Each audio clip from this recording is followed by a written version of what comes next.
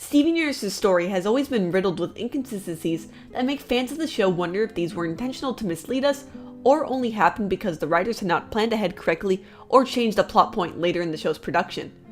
We are once again at one of these moments in the show, where in the episode, Your Mother and Mine, we learned a lot of information about Rose Quartz. I talked about most of that new information in a recent video of mine, so make sure to check that out. But surprisingly, a lot of this information contradicts what we have heard about Rose Quartz in the past, and when all of these contradictions are added up, I began to doubt myself. Is the Rose Quartz presented in Your Mother and Mine accurate to her origins, or do clues given to us by Pearl and other characters show us the gem that she really was? I'm Haley from Cartoon Universe, and I might have to change my opinion from a few days ago.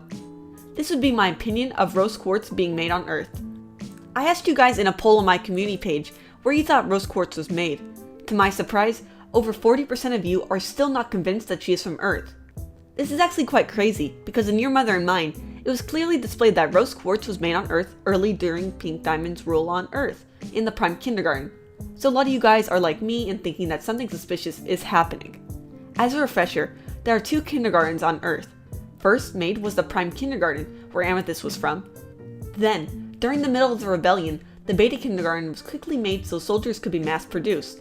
Since the process was rushed, many of the gems did not come out correctly. This is evident by looking at both Skinny Jasper and Carnelian. But the one gem who came out perfectly was Jasper. She was a bit of an oddity. Since the Beta Kindergarten was not around until the rebellion had already started, if Rose Quartz was made on Earth, she would have had to be made from the Prime Kindergarten.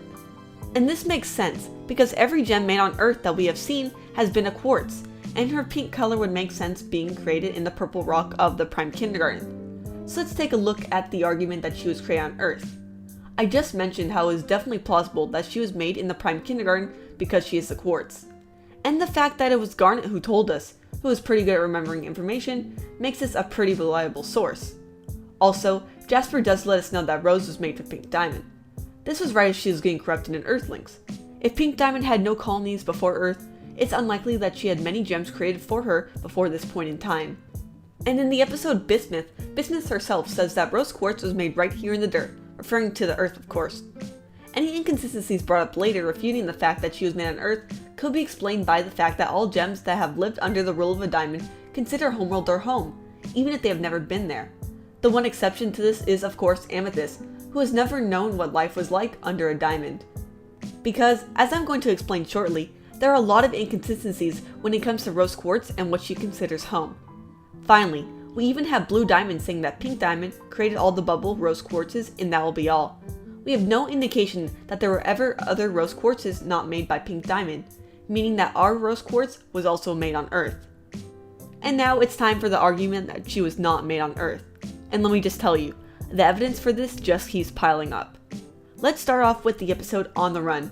This was episode 40, so quite early in the series. As I mentioned in a previous video, we had this dialogue from Pearl when she talks about the rebellion. Some gems, like your mother, Garnet, and myself, felt that this was unfair to the life that already existed here, and so we swore to never let the Earth be used for their purposes, even if it meant we could never go home. A big part of this statement is Pearl making it seem like Rose Quartz, Garnet, and herself were all from Homeworld, as denoted by the we. If Rose was truly from Homeworld, it would mean a lot more to her that she could never go back home. Amethyst is not included in this statement because, as we later learn in this episode, she didn't emerge until after the rebellion and does not consider Homeworld her home. Then, towards the end of the episode, Pearl calls the Prime Kindergarten a mistake, therefore making all the gems from there a byproduct of this mistake. This of course does not go over well with Amethyst, and Pearl realizes she needs to apologize, so she states, "I hope you can forgive me. You're the one good thing that came out of this mess. I always thought you were proud of that." The one good thing? If Rose Quartz was made there, this would have been the perfect time for Pearl to mention it. Why would Pearl leave out the fact that Rose, the gem she looked up to the most and even loved, was made there?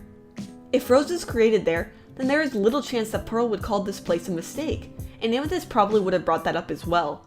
And it would have been even cooler to see Pearl walk over to the spot where Rose came out of the ground and ruminate about the past. Yet Pearl made this statement, so maybe she knows things that neither Garnet nor Bismuth know. Speaking of Garnet and Bismuth, what exactly are they? Well, simply put, they were recruits to the crystal gems. They were very useful, as one knew how to make weapons and the other was a fusion.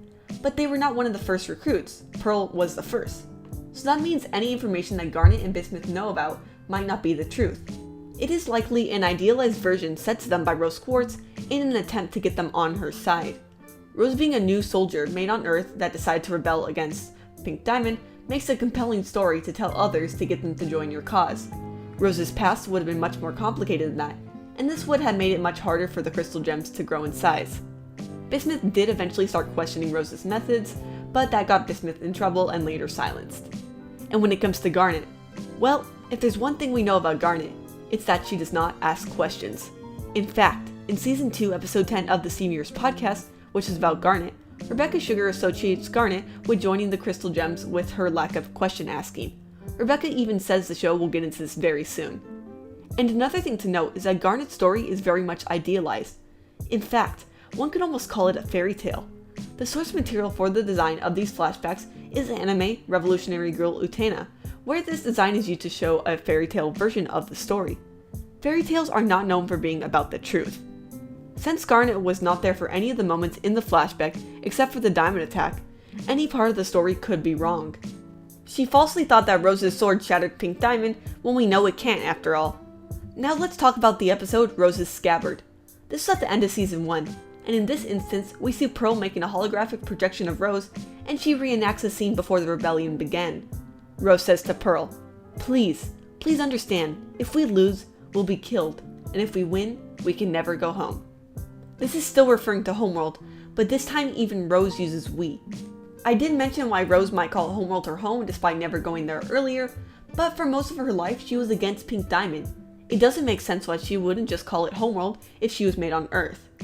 Next, in Season 2 is We Need to Talk. We get a lot of good dialogue here between Rose and Greg, and this episode really tries to show the difference between humans and gems. But now, some things just don't make sense. Rose says to Greg, "Everything on Earth seems fast to me." How could things on Earth be fast to her if it's the only life she has ever known? Yes, she has witnessed the life cycle of humans many times, but that would still be relatively normal for her since she had interacted with humans for millennia.